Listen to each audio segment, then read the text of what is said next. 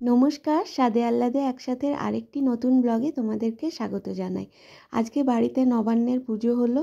নবান্ন মানেই নতুন চাল, নতুন চিড়ে এইসব দিয়ে ভোগ রেডি করা হয়। এখন পুজো হয়ে গেছে, গুরুপদ কাকু পুজো করে দিয়ে গেছে, মায়ের পুজো হয়ে গেছে, চলো প্রসাদ খেয়ে নিই। দেখো রজনীগন্ধার কি সুন্দর ফুল ফুটেছে। ধরো অন্য হাতে। Happy birthday to you. কার হ্যাপি বার্থডে? টাটা। না বিশু।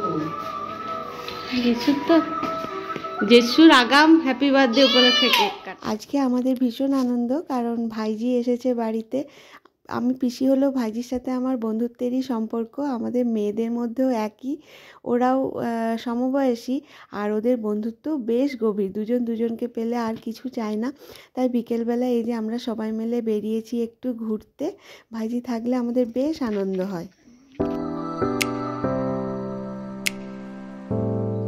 কেমন ঠান্ডা? আজ ভীষণ ঠান্ডা, আজ ভীষণ ঠান্ডা। আমরা জমে যাচ্ছি ঠান্ডাতে, আমরা জমে যাচ্ছি। আর সকাল থেকেই খুব ঠান্ডা, তাই সন্ধ্যেতে ভাবলাম গরম গরম মোমো বানাই বাড়িতে।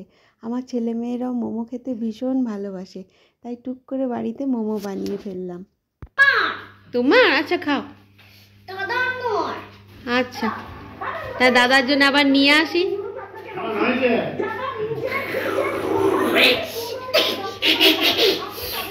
কেমন হয়েছে সোনু? ভালো। সবাই বলল মোমোটা বেশ ভালোই হয়েছে। তাহলে চলো আজকের ব্লগটা এখানেই শেষ করি। সবাই খুব ভালো থেকো।